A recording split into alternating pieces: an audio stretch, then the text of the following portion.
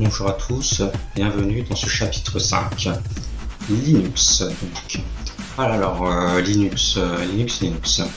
Évidemment, Linux je ne connaissais pas bien avant, donc qu'est-ce que j'ai fait un jour comme ça, donc en fouillant dans les paramètres, je suis tombé sur une partie où ça parlait de développeurs. Bon, avec environnement de développement Linux, alors forcément je savais pas, voilà, et un jour j'en ai eu marre de me contenter que des applications Play Store parce que bon, c'était pas le meilleur si on voulait travailler avec des logiciels un peu plus poussés, voilà. Donc bon, un jour comme ça, où, je me suis renseigné sur Linux, j'ai vu que c'était un système d'exploitation, je me suis dit ah ouais ok. Voilà, donc du coup j'ai décidé d'activer l'environnement de développement Linux. Alors j'appuie sur activer, et là ça m'a configuré l'environnement de développement. Donc bon, faire un bouton suivant, j'appuie sur suivant forcément. Ça me demande ensuite le nom d'utilisateur, donc le nom d'utilisateur que j'ai rentré.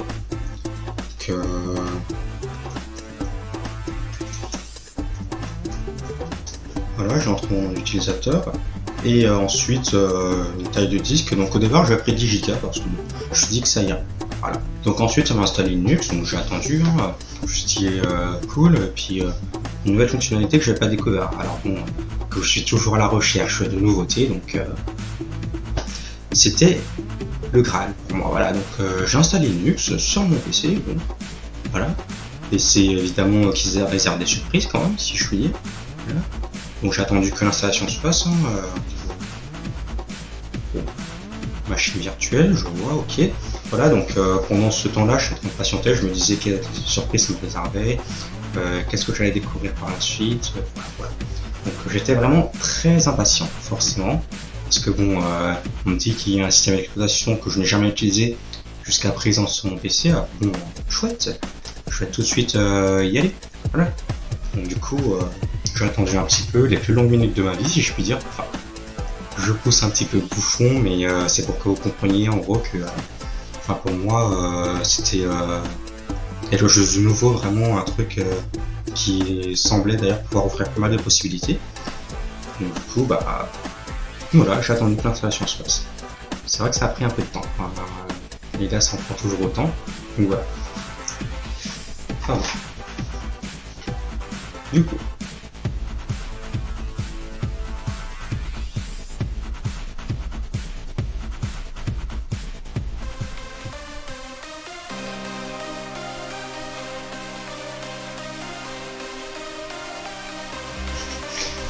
Je sais que ça fait bizarre quand je parle plutôt d'un coup, donc je reprends la discussion.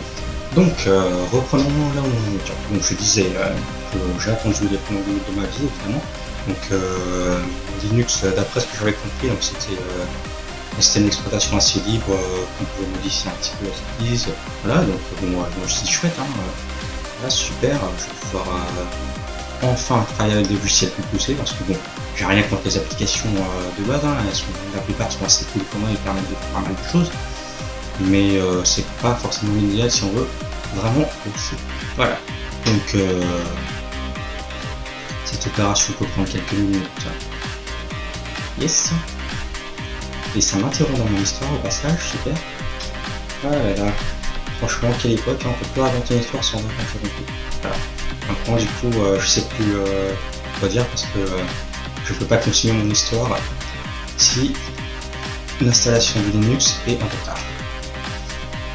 Donc nous allons attendre un petit peu et patienter dans cette histoire évidemment. Donc ah, pas bizarrement, c'est bon. Très bien. Donc là, voilà. La première fois je fait ça et je suis tombé là-dessus. Qu'est-ce que c'est que ça, je me suis dit. Alors bon, parce que bon je vois un truc comme ça, très logiquement il n'y a pas de... Je me suis pas dit, super, je vais pouvoir bosser avec ce truc-là. Non, pas du tout. Je me suis dit, mais qu'est-ce que c'est que ça? Alors bon, je vois ça, je me suis dit, ok, donc je vais fermer, hein, forcément. Parce que bon, qu'est-ce que vous voulez que j'en fasse? Moi j'ai activé Linux, c'est très bien. Et après, je me suis rendu compte très vite que j'avais terminal là. Je me suis dit, ok, ceci est un terminal. Tiens, terminal, très bien. Et du coup, voilà, j'en étais arrivé à là, donc qu'est-ce que je pouvais faire ensuite? Bah, j'avoue que j'étais assez limité au départ. Forcément, bah, je maîtrisais pas forcément Linux, donc bon, c'est bien, j'ai un terminal, mais qu'est-ce que j'en fais? Quelle est la question? Enfin bref, il y a de quoi faire. j'avoue que j'étais assez perdu.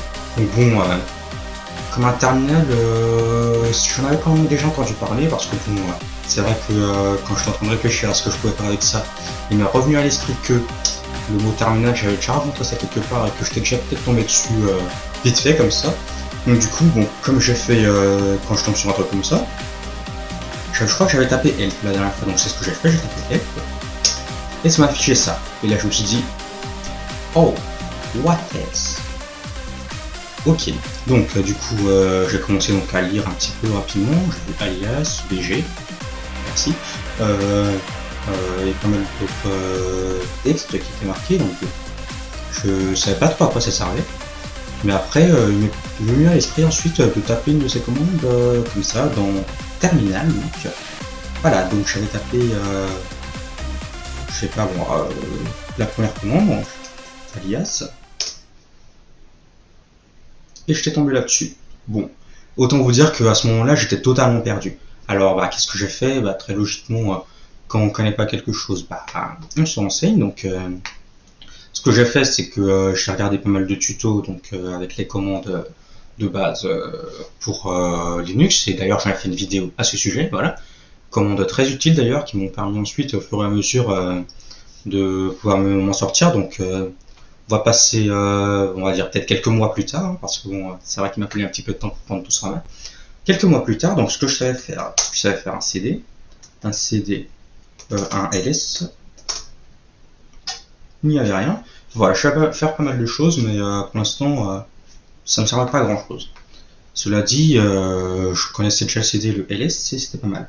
Et ensuite, après, j'ai commencé à un petit peu apprendre à utiliser les autres commandes que je vous ai décrites, donc dans les commandes de base, donc mkdir,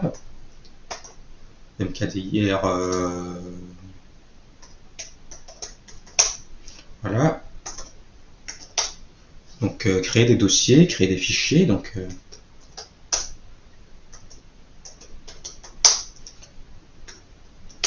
voilà. Enfin bref, j'ai appris ce genre de choses là sur le bout des doigts comme ça. Et après, bah, à force évidemment de m'exercer, j'ai fini par maîtriser ces commandes là. Voilà, tout simplement. Donc je comprends aussi ceux qui vont débuter, qui vont arriver là-dessus. Sachez que si vous vous dites qu'est-ce que c'est que ça, sachez que j'ai eu la même réaction au départ. Voilà. Mais après, bon, le meilleur réflexe selon moi, ce serait de se renseigner quand même un petit peu et puis d'aller voir, hein, évidemment, d'aller voir des tutoriels. Bon, sur Linux, surtout au niveau débutant, il y en a pas mal. Quand on commence à taper dans les niveaux plus avancés, là, on trouve de moins en moins de tutos concernant notre sujet. Mais normalement, au niveau débutant, il y a de quoi faire. Voilà. Du coup, on est plutôt pas mal. Voilà, donc Linux, je suis tombé là-dessus, je me suis dit chouette, voilà, je me suis amusé avec le terminal. Voilà, tout simplement. Et bah, c'est tout hein, pour cette histoire, donc on passera à la suite dans le chapitre 6 déjà. Voilà, on est toujours au chapitre 6. Hein. Et donc, écoutez, si ça vous a plu, eh bien, n'hésitez pas à rester pour la suite, évidemment, parce que bon, je détaillerai ensuite au fur et à mesure donc les différentes découvertes que j'ai fait par la suite. Voilà, voilà. Sur ce, je vous dis à bientôt et on se revoit dans le chapitre 6.